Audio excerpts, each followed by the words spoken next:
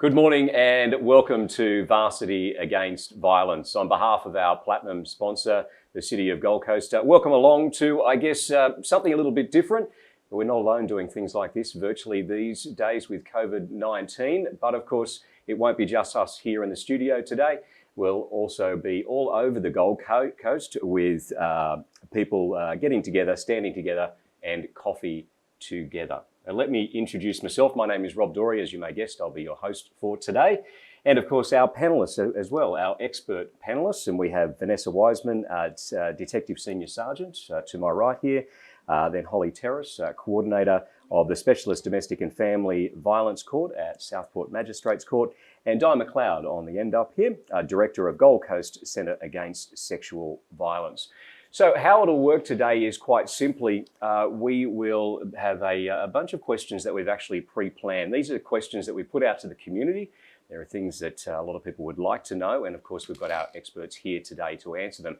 We'd also like on the feed via Facebook in the comments section for you to ask questions as well. And we'll do our best to get to as many of those as possible throughout the feed today. Of course, depending on what the question is and whether we have someone here that can actually answer it. If that isn't the case, then we will definitely pass you on to the body or the person that can do that following our broadcast today. But please let us know if you're watching. We'd love to hear from you, and let us know where you are and what you're doing and where you're standing together.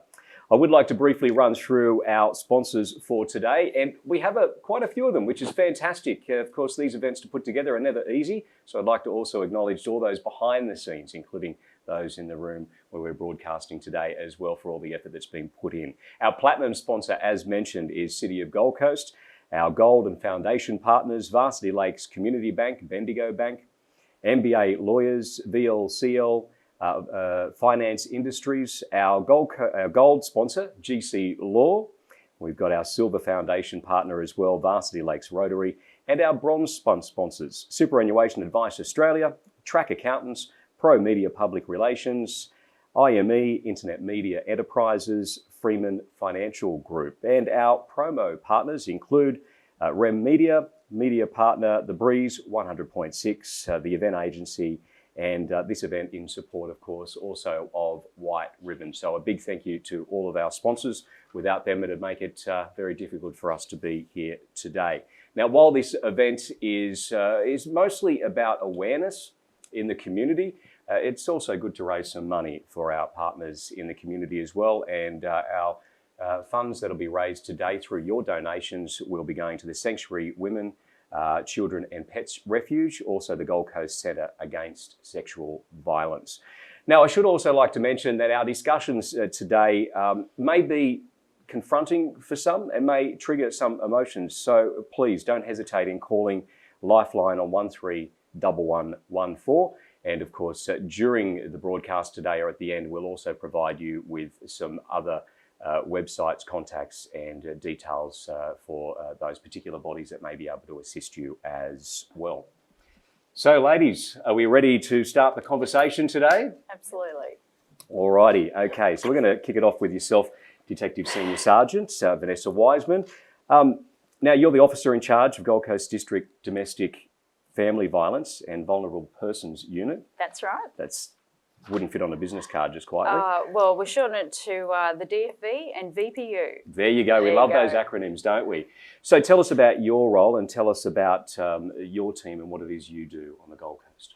Okay, so I'm the Detective Senior Sergeant of our team. So we actually started in January 2016 as the Domestic and Family Violence Task Force. And that was in response to a number of very significant domestic violence incidents on the Gold Coast, but also the recommendations of the Not Now, Not Ever report. So what the development of the task force did was increase our dedicated domestic violence response for Gold Coast District from 3 full-time officers to we now have 13 full-time officers in our team. So we have uniformed staff and a team of dedicated detectives as well, and we're available 7 days a week. So we have that extended response. So I guess the main message we want to get out is the QPS, or Queensland Police Service's mission, is to make Queensland the safest state, and we do that together by preventing, disrupting, responding and to investigating matters including matters of domestic and family violence and matters affecting vulnerable people. And big emphasis is on the together. We acknowledge we can't do this on our own, so it's a response by the Queensland Police Service, members of our community and also our external stakeholders in government and non-government agencies, including those of Holly and Di's. So it's not something that the Queensland Police Service can do on our own, and we acknowledge that. So it's important that we do that together. And we have days like today and events like this. Of course, it is White Ribbon Day as well across the country.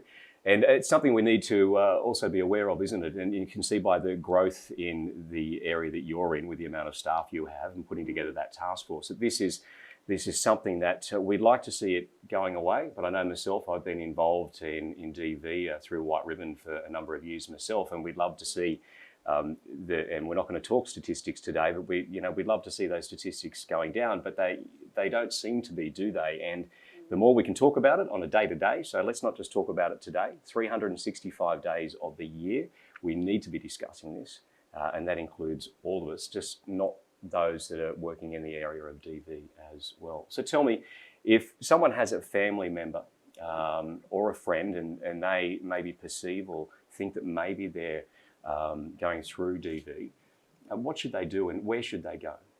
Oh, look, initially, if it's an emergency situation, we encourage everyone to contact 000.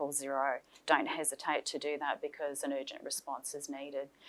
If it's for advice or to report a non-urgent matter, whether it's someone who's experiencing domestic and family violence or a concerned family or community member, they can report that to the local police station or via Police Link. Our number is 131 444. We also have an online reporting option now. So if you Google Queensland Police Service or put that in whatever search engine that you're using, an option for reporting will come up. You can select domestic violence and not only report concerns online, but it also has a page that has a lot of really valuable information to give people advice and also information about our support services and partner agencies that they can contact. Now, I'm going to hazard a guess that let's say I'm living in a home and I think that maybe my neighbour, there may be some DV, maybe I don't know them very well. Maybe I don't feel like I'm in a position to actually be able to approach and feel safe. If we go online, I'm guessing that they don't need to know who reported them. How does that work? That's absolutely Anonymous. right. The whole purpose of the online reporting is so that we receive the information. We want people to make sure that they do that because that's part of our community response, is looking after people and people who may not be able to report themselves. Yep. Because if we don't know what's happening, we can't engage and help those people. Yeah. And too often, I guess, we see the end of it. We see it on the news. We see the reports at the very end of domestic violence when someone has been murdered, may I say, because that's the end result so often these days. So I guess we put it out there. Don't wait. If you just slightly think there might be something going on, it's not going to hurt to have someone look into it. Is that right? Absolutely. And when we receive that information, we'll conduct our own inquiries as well and investigate. And if people need our help, then we can engage. And with our partner agencies as well, it's the way that we work on the Gold Coast, and we also have DFE and VPUs in other parts of the state, is coordinating with our partner agencies. Everyone has expertise in their own area. Yep. And resources and supports they can provide. So while we might provide a policing response, they may need assistance with housing or substance misuse or mental health issues. Yep. Or any other. There's multitudes of supports that can be provided. So if we receive that report from a concerned member of the community, not only can we initiate a policing response, but other supports through our partner agencies as well. Now, a question I think that I'll be able to put to all of you at the same time. By the way, if you've just tuned in, this is Varsity Against Violence, and don't forget that you can make comments via our Facebook page and ask questions as well that we will do our best to ask our panel today. We are here virtually because of COVID-19, and COVID-19 has affected us economically, it's affected a lot of people emotionally, and no doubt it's having an effect in this space as well. From yourself, what have you seen over the last, where are we up to, about 8 months since March, roughly? How has COVID affected domestic violence, and have we seen an increase? I guess it's hard to say at the moment from a statistical point of view, but I guess we do have the concern that because of the restrictions that have been placed on people around COVID-19, that vulnerable people in our community may actually be more vulnerable and have limited opportunities to support and engage with people out in the community to be able to speak to people and let them know what's happening. That's one of the reasons the online reporting method was created, to help address that. Our frontline policing response has remained the same. We're an essential service, so we have still been contactable and had the same capacity to respond. And I guess from our perspective, we may not actually know the true impacts of COVID-19 for some years to come and how it's impacted people. You would hope not, but you would guess that it's certainly exacerbated and heightened tensions in family homes, especially, I guess, in Queensland. We're kind of lucky that we haven't had as much lockdown, but of course in places like Victoria and now South Australia, I'd hate to see what's going to come out of that. So let's hope we can work with them. Di, yourself, through COVID, what have you seen? Well, the Gold Coast Centre Against Sexual Violence has a sexual violence program and a domestic violence program, although the domestic violence program is around victims, survivors that are safe and stable beyond the violence, so they're coming in for longer term therapy at the end, whereas the sexual violence program is recent or past, any time on the continuum. So what we first noticed, well, we had to change our whole method of service delivery to for the counsellors to be able to work from home. So we were often very focused on a safe building and safe clients. We had to start thinking about how safe it was for our workers to work at home and prepare them to work from home, because we were going out of in-person counselling, which is what we usually do. So we went to telephone and video counselling during that period. What we noticed from April to June in that first part of, when the first wave of COVID, if you like, we noticed that our reports went down, significantly down, almost halved in that first quarter. And we had predicted that because we thought, well, not everyone's safe at home. That some people will be unsafe, but they might not be in a position to reach out right then and there.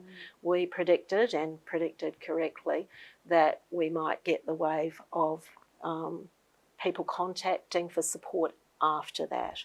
And whilst some people maintain contact right through, new people came in sort of when we started back socialising more frequently, when the pubs and bars and clubs were open, we started to see, an increase in people seeking support from our service.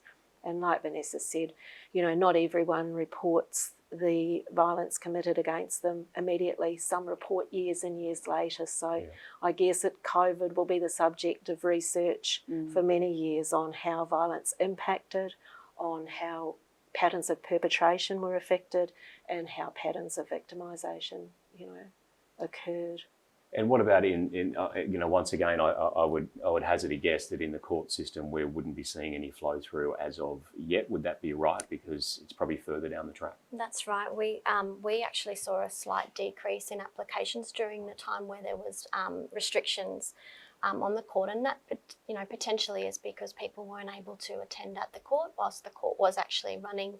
The court had to modify their method to ensure people could submit their applications through electronic means and also appear in the court via telephone. So like Vanessa and Di both said, people may not have felt as comfortable to report or also to appear in court, given that they might have been in the same home as the other party.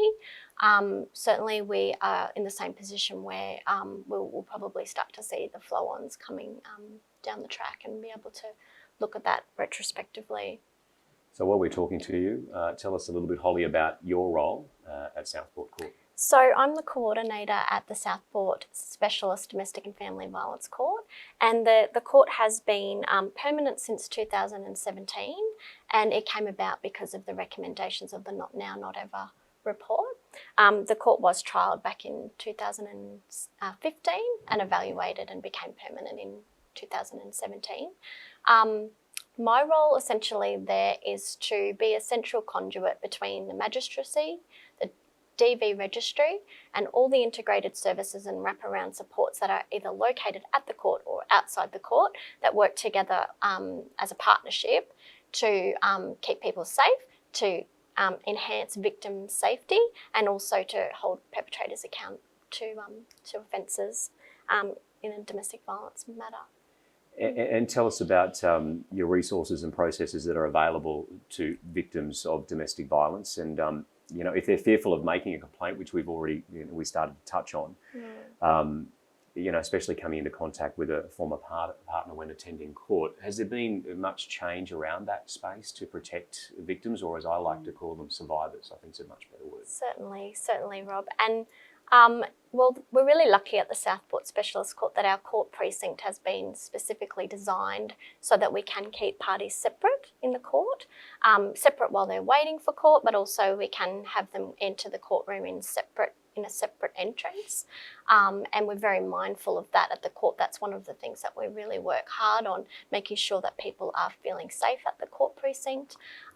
And like you said, if someone was particularly fearful about coming to the court, there's certainly some safety planning that we can do with people before court and during court and after court. So if anyone was particularly concerned about making an application or coming to the court for that reason, they can talk to the support services that we have at the court, but also to the registry who can work with the person to put some planning in place to ensure that they do feel safe to come.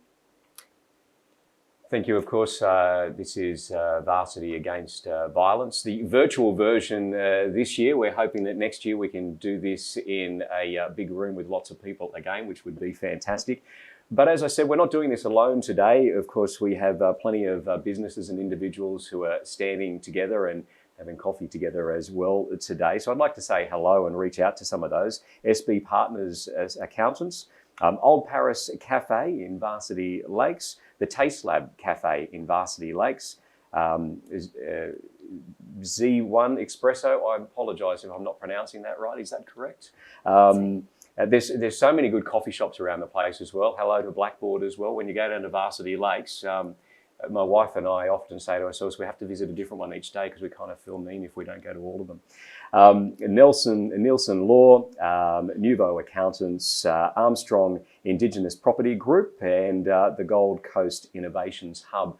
They're all having their own get-togethers today, and of course watching this broadcast, and it's all about communicating, raising awareness, and a subject that for many years has been very much a taboo subject. So it's good, the more that we can talk about this, the better. Di, to yourself, tell us a little bit about what you do and how your centre works. Sure. Myself, I've been around for a long time in the area of violence against women, over 40 years, and I've been at the service, I founded the service 30 years ago. So the Gold Coast Centre Against Sexual Violence provides counselling and information and support to victims, survivors of sexual violence. And when I say sexual violence, I mean anything on the continuum of sexual violence, from sexual harassment, verbal sexual harassment, right through to aggravated rape, anything on that continuum at any time in your life. So we could be responding to someone who has experienced rape last night. We could be responding to someone who has experienced rape 30 years ago. So rape is also a big part. Rape and other forms of sexual violence occur within domestic violence, and I think we don't often think about that. We don't like to think about it, and just how common it is. And then, as I said before, we have a new program which we got funded for 2 years ago around domestic violence, and that's for women who are out of the violence, beyond the violence, and would appear to be somewhat safe and stable. We're still addressing the impact of the violence on them and looking at increasing their health and well-being. And I guess our service is both an intervention service, so we are responding to victim survivors and their loved ones if they want support on how best to support them. But we're also involved in prevention as well. So that's community education and awareness days like today. It's really good to get that conversation out into the broad community. Sometimes they're difficult conversations, particularly when you throw in the sexual violence aspect of it. They're conversations that need to be had. We need to know how we can respond. We need to work together. Like Vanessa said, we're a good partner with the police. The police can't arrest their way out of it. It's a community issue. We have to work together. So we do training with the police, jointly with the police. We do training for other professionals. So education, awareness, support, counselling. We do provide support to victims who decide they want to report to the police, accompany them to the police station, and provide court support through the criminal justice process. So quite a range of services that are available free of charge. We're funded by the state government, so we can provide our services free. We have 12 staff. We have 7 counsellors that are all social workers or psychologists providing really high quality services. So how does the process work from, I guess, from the beginning is when someone first approaches you? Because there might be someone that's watching today thinking, I want to talk to someone, I'd like to utilise your services. So how does it work? How do we start? So the person can ring us up, just ring up and have a chat, and we can talk through what the process might look like. There's a really short intake process. I guess one of the important things that I really want to stress about counselling around sexual violence is people often think, I don't want to talk about it. When you're looking at counselling, you're not actually talking about what happened in great detail. It's how it's affected you.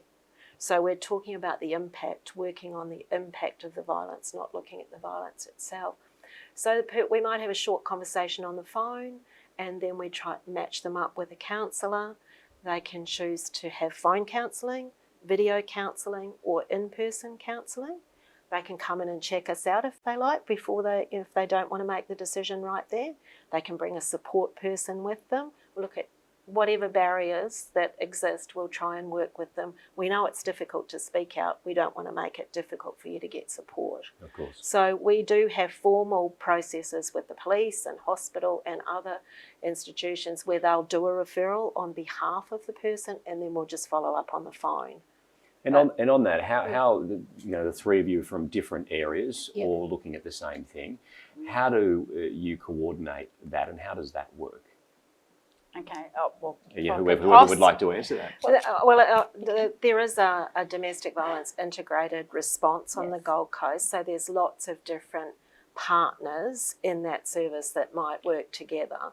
And so it's looking at us really being aware of the roles and responsibilities. So if someone comes to us and they might be talking about, how the violence has impacted them, but they're really thinking about reporting to the police, I might be ringing the police to organise a person to speak with the victim so that we can kind of streamline that. It's not stop, start, Yep. come to us and get support, and then we say go to that police station, go up to the court. So it's supported. We're able, because our knowledge of our partners and working together, we're able to support and facilitate the connection with the other services.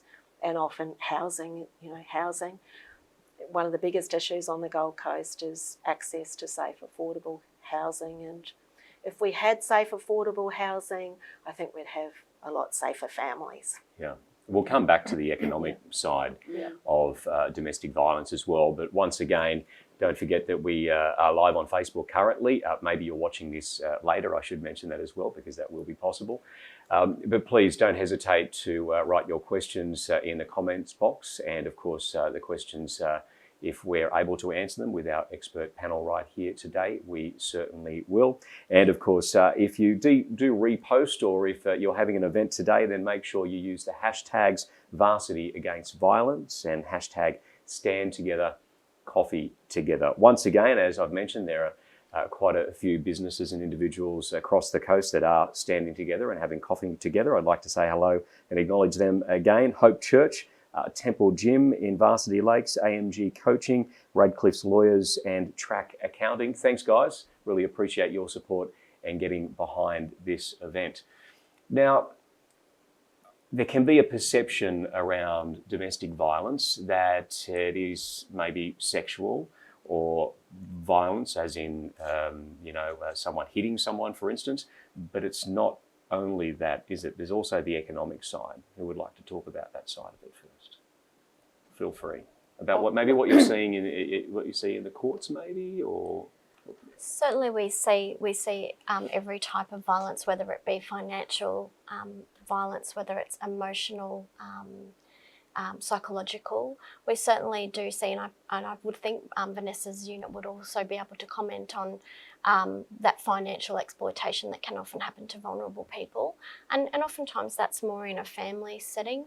More so than an intimate partner setting, but it can also be in an intimate partner setting where a person is withholding finances from another person in a way to be able to control their actions and their movements. So we certainly do see that come through the courts.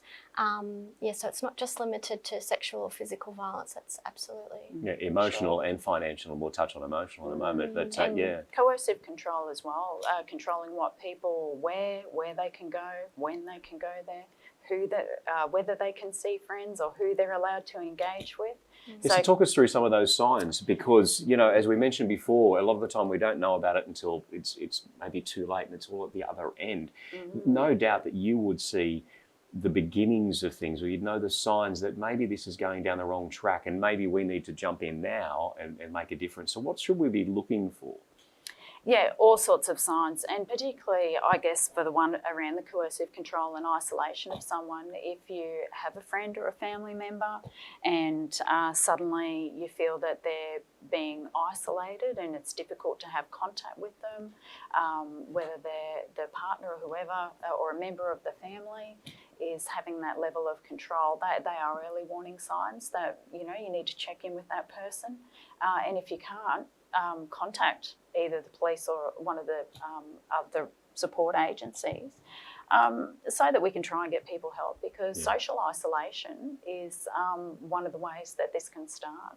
And other forms of economically, financially. Absolutely. And that can happen particularly if you have someone who has a vulnerability around physical or intellectual impairment, or for elderly people, that family members, other carers, whether they're paid or unpaid, may be taking advantage of someone in an economic way. And that's something that certainly that can be reported and addressed. Sure. Yeah. And Di, yourself?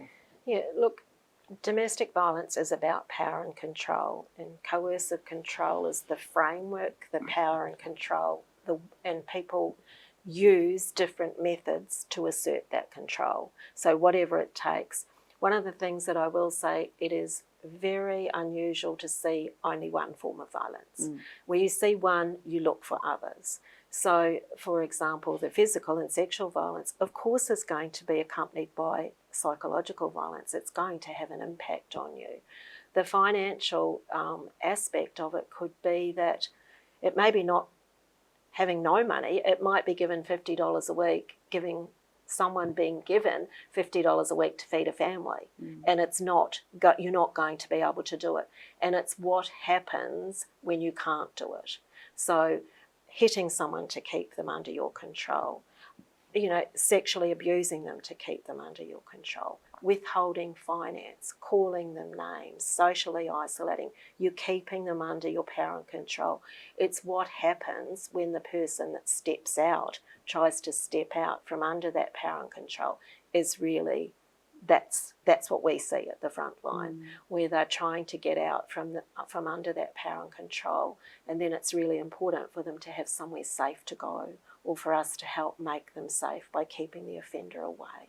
And would I be right in saying that sometimes it's also victims of this maybe don't even realise that that's what's happening? Sure. Because I know I've seen some reports out recently, some very high statistics that people don't even realise that either they're committing domestic violence or that they're actually a victim of domestic violence. Absolutely, and I think that's why it's important for community conversations to occur about, what's a healthy relationship look like? What's an unhealthy relationship look like? What are some of the signs? the education has to start really, really early. Respect. You know, I've got, you know, preschool grandchildren. It's, you know, respect each other. Treat others how you would like to be treated. Keep your hands and feet to yourself. You know, that's what we're saying to preschool kids. Maybe some adults could use that as well. You know, people are not necessarily naming the more subtle forms of control. Oh, he really loves me because he always wants to check on, you know, how I look before I go out. But I bet it's get that skirt off and go and put something else on. You're not going out like that. He really loves me. He's texting me 40 times a day. Why does he need to text you 40 times a day? You know, think more about what that might look like. The more that that person is in your face, in your life, wanting to know what you're doing every minute of the day, that's not healthy. That's not healthy, and that's not respectful. Once again, not only are we answering questions that we've all come up with today in this panel, but we're also putting it out to yourself as well on Facebook. So please write your comments in the comments section, obviously, in Facebook. We have one here for people watching at home. How can they contribute to raising awareness around domestic violence? Who would like to go first? I can start. Okay. I think it's about starting in your home. I think it's about starting in your school. In every place that you go is having those conversations. And like Di said, it's about those healthy relationships. And I'm a big advocate for early intervention. I mean, in our work, we see it when things have gotten really bad.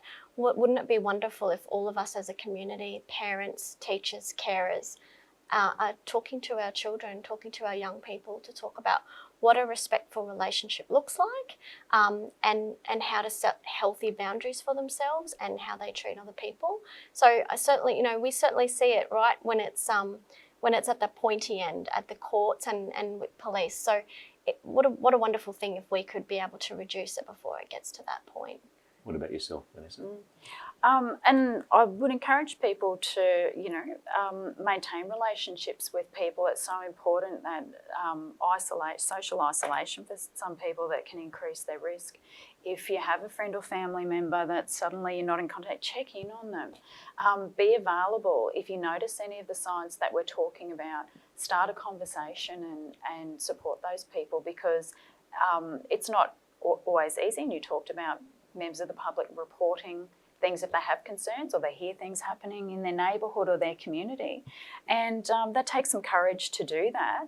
But by taking that step, you could have such a tremendous impact and positive impact on the potential outcome for someone who is struggling to protect themselves. So, yeah, to have that courage and be brave and take, you know, the step of actually reporting, because once the report is made, all our agencies can step in and help, because we can't help if we don't know about it.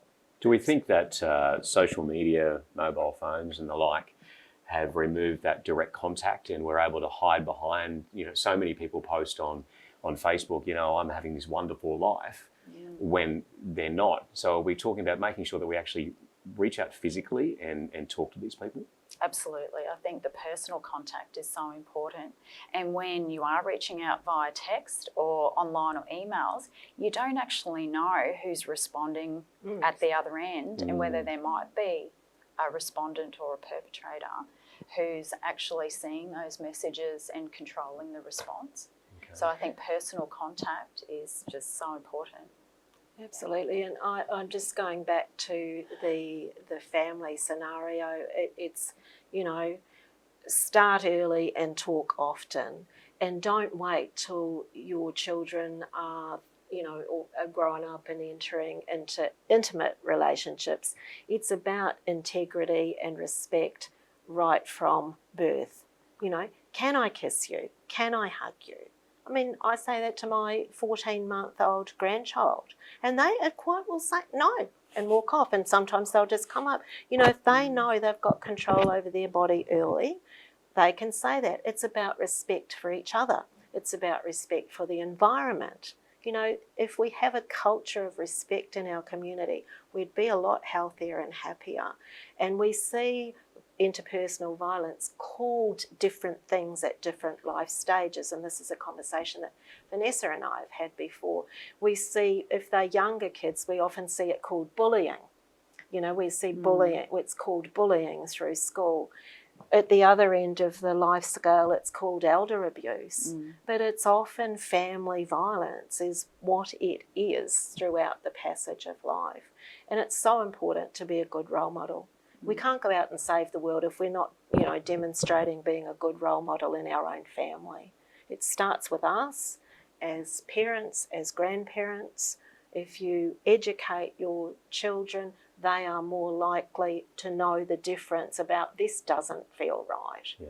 This isn't. More likely to be able to speak out and go, well, I haven't seen that in my family, never been treated like that before, be able to name it. Unfortunately, for those who've had a pattern of negative behaviour in their family, they're less likely to see it. It becomes normalised. So we often see those that have come from families where violence is perpetrated go on to recreate relationships, not purposefully, go on to create relationships, and when violence occurs, there's maybe not the strong alarm bell that there might be for someone else. Yeah, no, it's interesting. On a personal level, I got involved with White Ribbon several years ago through events similar to this. And for myself, being opened up to what was appropriate and not appropriate when just different comments that people make. I'm a child of the 70s, born in 71. And I think back to some of the things that were said and spoken about from even my late father and friends. And they didn't mean anything by it. But I'm right in saying that some of these jokes that we may make just lead into it, and people think that it's appropriate. Am I right in this? Yeah, absolutely. And I've got a 15 and an 11-year-old daughter now, and a 15-year-old son. And I know that once I first got involved, one of the first things I did was sit down with both of my children and have these conversations with them, and letting them understand, for him, this is what is and isn't appropriate, and they're non-negotiables, and the same with my daughter, letting her know, and it does scare me seeing the statistics around this as a father, that when you look at the statistics, it's quite possible that my kids could be one of those statistics. In fact, it's quite high that it could be. So let's talk about breaking the chain, because I know you just touched on that there as well. And I know in some of the work I've been involved in over the years, I hear the police force in particular struggle with the fact that they see a child who is living in a home of domestic violence, hiding under the stairs. And it's one particular story that I have in my head that I keep on thinking about. Yet later down the track, they become the perpetrator. What do we do to break this chain? It is a real focus of the Queensland Police Service, and locally on the Gold Coast, my team is part of what we call the Vulnerable Persons Group. So in our group, we have under one detective inspector, we have the DFV and VPU, we have the Child Protection Investigation Unit, and the Suspected Child Abuse and Neglect team. So our group works very closely together, and part of what my unit does, I should say before, I really want to get out while we're talking, while we have my team, and we're a central point of contact and do a lot of interagency work and risk identification, every police officer in the Gold Coast, in all our frontline response, our investigative units and our specialist units are all committed to addressing domestic and family violence in our community. But specifically, one of the things that we're looking for when we're reviewing reports and receiving information is whether there are children involved and how we can address that. So that is a real focus of our Vulnerable Persons Group. It's not just addressing the domestic and family violence incident, but there's often other harm that's occurring in that, or potential harm that's occurring within the home.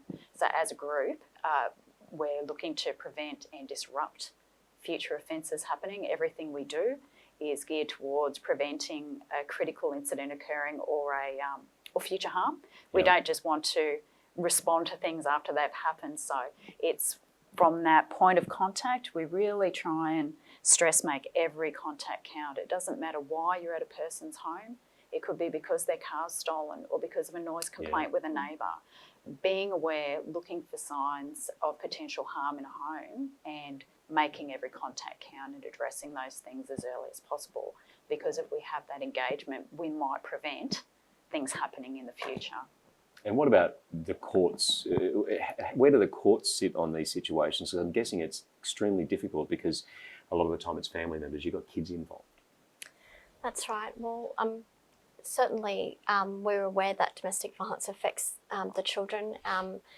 We do have a separate jurisdiction, which is the child protection jurisdiction that looks after matters where children are abused. Certainly, the court does see we've definitely seen a rise in technological abuse, and I just thought to talk about that, because you mentioned people using technology and we can text message people. But what we're certainly seeing a rise of in coming through the court is examples of where technology is being used as a tool to abuse or to monitor or track someone's movements and things like that. So we're definitely seeing that, and I think the message for our younger people and our children and for parents and carers is need to know what's actually available to people online, and be aware of what our children are seeing online, and they're not necessarily looking for it comes looking for them. And we that's something I'm really passionate about, seeing more awareness for people, for adults at our age, to be aware of what's actually there and what our children are seeing, because I think that's where they start to see these things becoming normalised, and violence that they're seeing on technology and online. They think that's a normal part of a healthy relationship, but it's really not. So I think that's an area where we'd like to break that cycle and influence that as much as we can as a collective integrated response on the Gold Coast. And what about yourself, Di, on that technological side? Do you see much of that, and how do you deal with that? And as an example, and you're working, I guess, on this front line of assisting people to get through this. For instance, phones and technology are an essential part of our daily lives. Yep. So what are your conversations that you have with people about how to limit this or remove it entirely? Well, people, it's pointless saying just stay off social media, because, in my age, initially you kind of see them as two different worlds, the world you live in and the online world, but they're seamless, and they're seamless for young people. That's asking them to give up half their life if you take their phone away. That's the worst thing you could, punish them with, taking their phone away. So I think it's unrealistic to do that. It's about having the conversation again about getting them to critically analyse what it is that they're seeing. If it's exposure to porn in Australia is 11, is the average, exposure to pornography, age 11. We don't know what our kids are looking at their phones. We might have given them the phone so they could ring mum or dad on the way home from school that they've got on the bus, but what are they looking at on their phones?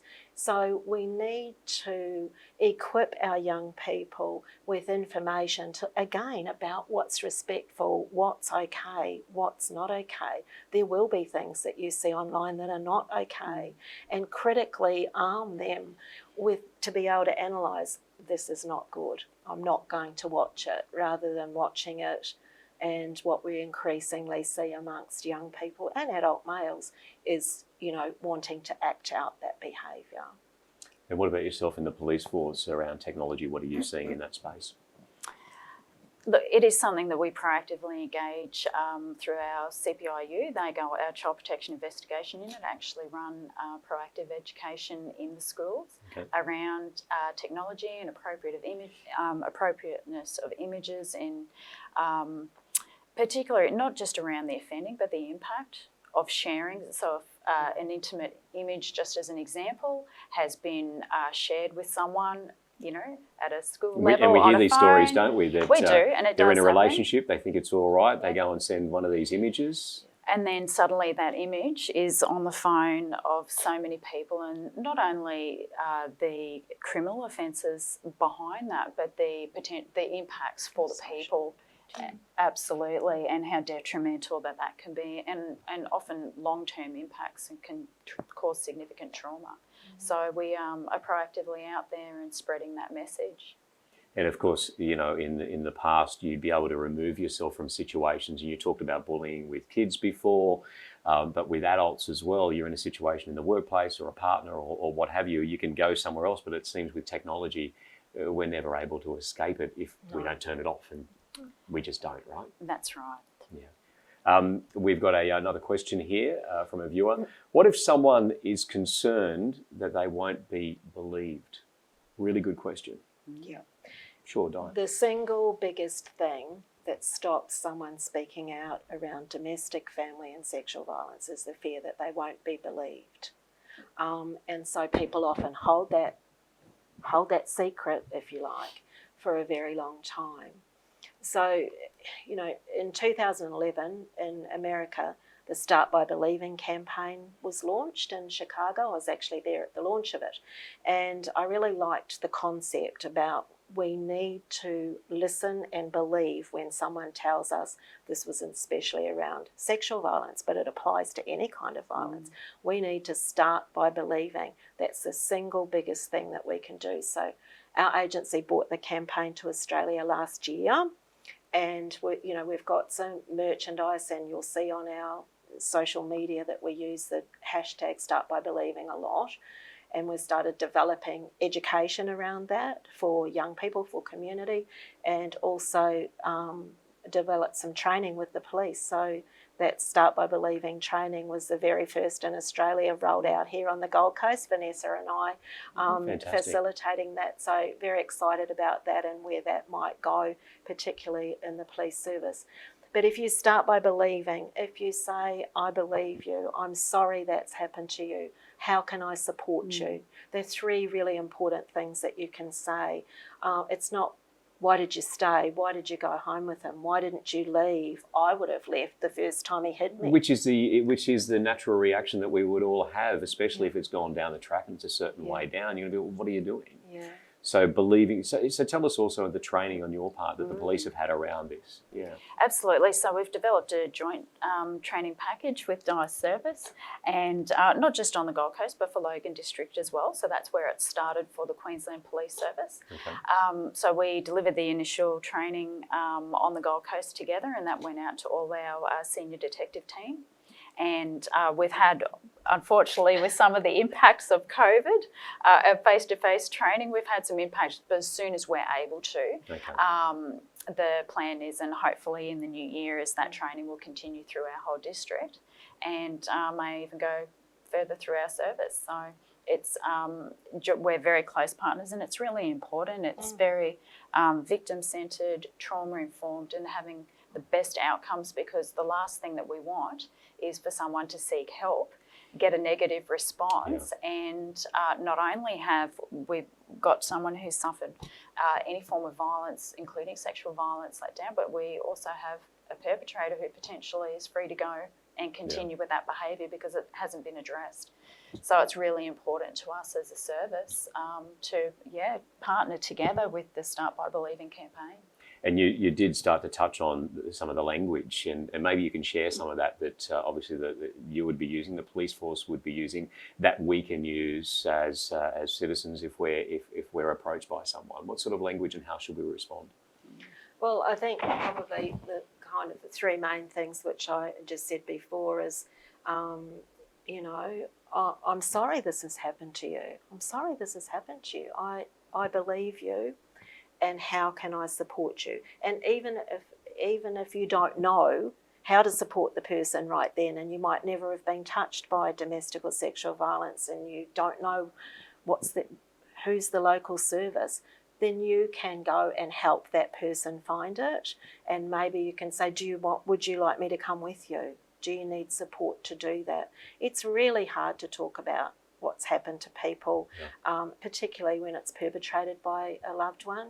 It's kind of, you're in that trust relationship. You don't want to break that bond. You feel embarrassed and ashamed to tell people what's been going on in your relationship. So that response, that first response of, I believe you, I'm sorry it's happened to you, how can I support you? If that happened to all of the children that disclose abuse, that could have set their life off on a different trajectory, because if you get the support, and some of that shouldn't have happened to you, that's not okay. we will get you some help. What's the best thing we can do with that? If we can have those responses to every disclosure, that's the best practice for us as family. It doesn't matter whether you're family, friends, or a professional person in the police, health, whatever. You've gone to the hospital to report something. You want a respectful response. A negative response, on the other hand, can, as Vanessa touched on, can really impact that person for many, many years. We work with women who come into our service at 40, 50, 60, 70 and beyond that are telling us now about the child abuse that they experienced as a child that was shut down and no one believed them, and now at this stage of their life they want to break the silence. They want to tell someone. They want to get the support. They want to lead the life they deserve, not as dictated by the trauma. So if we can, individuals that are listening today, if you've heard those words and think about that response, if you can think about that when someone discloses to you, you'll be making a really big difference in that person's life going forward. Because I take it it's very hard for people to say, I believe you, if the perpetrator, they have a close relationship. Yeah. It might be their friend, their parent, it makes it very, very hard. But the first step is we need to say that we believe you. And it's a shock. Sometimes people don't mean that. You can recover quickly, even if you said that we've all said the wrong things, or we could have said better things in different situations. We've all done that. But you can recover quickly. It's kind of like when someone tells you a friend has died and you sort of go, oh my God, no. You don't want to know it. You don't want to believe it. But it is in fact the truth. So once you've kind of got over that initial shock, you regroup and use different language. And it's the same thing. We might not all respond appropriately. We haven't learned how to do this, Rob. You know, it hasn't been something we've learned at school. We've got to learn it as adults. Sometimes people are learning it when they hear that first disclosure. You are watching Varsity Against Violence. The time is ticking down. I believe we've got just over 8 minutes to go. The last few minutes I would like to wrap up our chat today with something from each of you, I guess a bit of a takeaway. But please keep those questions coming in via the comments section on Facebook. Another question, a viewer question, can you explain what elder abuse looks like? Who'd like to answer that? Yep. Oh, I'm happy to go. Yeah, oh, did you want to? You go. Did you want to? No, you okay, go. That's all right. I can answer. Look, elder abuse can be, well, obviously it's directed towards elderly people in our community, and often it can be a family member or a carer who is the perpetrator of the abuse. As Di has said earlier, it's the same forms of abuse, I guess, as that would be perpetrated against a child or, someone in their middle age, we might say, but I guess there's that additional vulnerability. Often people who are elderly may be reliant on a carer or whether that be a family member or someone else who's come in to look after them, and that can often be a barrier to reporting, that the person is saying to them, if you say anything, you're going to be on your own. So how do we go about that? I have a personal connection to this. My mother has just been recently diagnosed from dementia. Now they're saying Alzheimer's, and she lives quite a distance away. I'm trying to get her moved closer to me, and that in itself has been very difficult in COVID.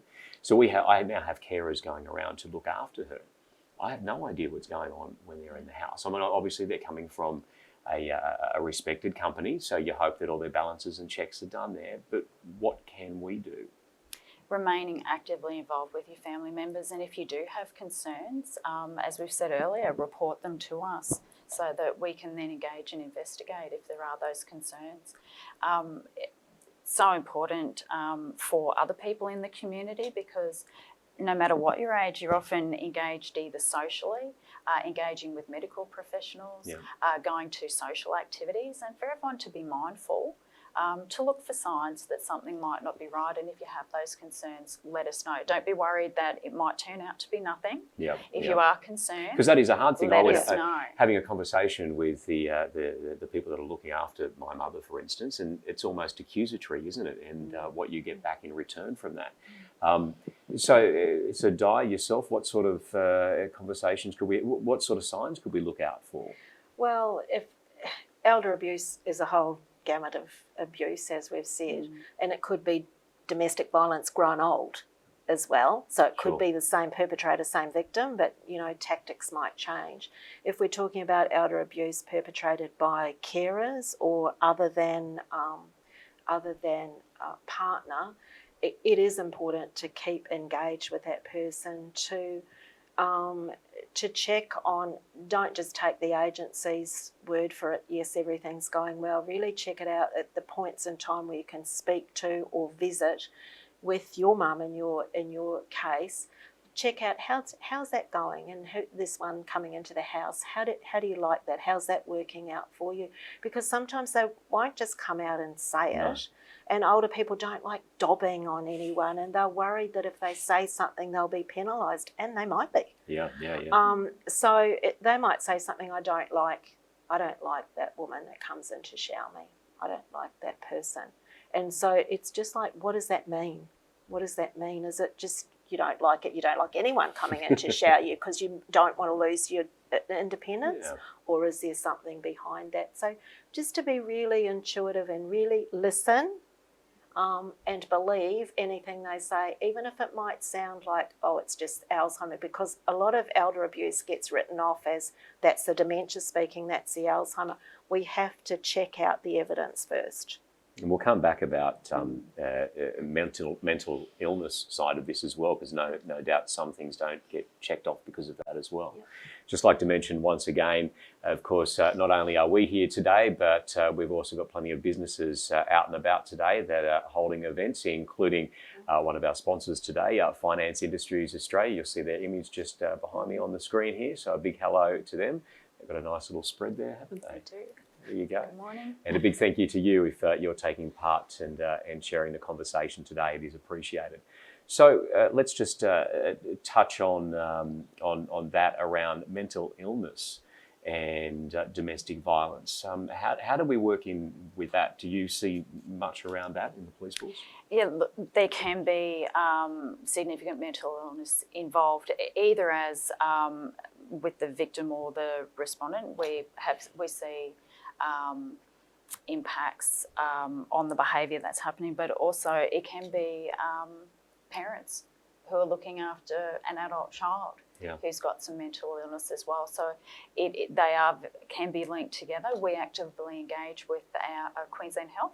We have a mental health intervention coordinator that works in my team, a sergeant, and work very closely with the mental health intervention coordinator at Queensland Health as well. And together we can address those issues. Again, it's not something that we can do on our own, but via that information sharing and planning and response, we can come up with the best outcome for the people who are experiencing that situation. As you say, we need everyone to help because it's not an easy job. There are so many areas, there are so many levels, aren't there? Time is ticking away, so let's wrap up. And yourself, Holly, you probably haven't had a lot of chance to talk today, so I'm going to give you some time right now. You tell us, what would you like to get across today? What would be your message? I think going back to what you were saying about people being concerned about reporting or that they won't be believed, I think a message for the court is that it does take a lot of bravery to come before and make an application for a domestic violence order or come and report something. And I think the message I'd like to give is that the court, we have so many services that are wraparound supports at the court that there will be someone to assist, and there will be someone that you can be referred to, or that they can help you at the court. So I just want people to know that there are those services available, and I think that's really important to know, that people aren't going to be alone, that they can come, and there are a lot of expertise within our courts building and external to our courts building of services that are available to support women and men who are experiencing domestic violence. So be brave and come forward and let people give you some assistance, because there is a lot of assistance that's available. And I should add, at the conclusion of this event today, the website will stay live, and we'll actually be updating that with contacts and information that you'll be able to use around these services. Yourself, Di, in 10 or 15 seconds, your final message. I think, look, it's, talk early, talk often. educate yourself, educate your family around domestic and sexual and family violence. If you're concerned that you might be in that situation or a family member and you're not quite ready to go to the police, ring 1800 Respect. It's a 24-hour line. Have that conversation and then plot your next And move. yourself? 10 seconds. Yes, very quickly. We are absolutely here to help. And as I said earlier, it's not something that we can do on our own. This is a community issue. And by working together, hopefully we can improve outcomes into the future for people. And that's our takeout. Act, connect, educate, raise awareness. Thank you very much for tuning in for Varsity Against Violence, and we'll see you next time. Thank you very much for your time this morning. And thank you very Thank much for you. having us. Thanks, guys. Thank Thanks for you. having us. Appreciate it.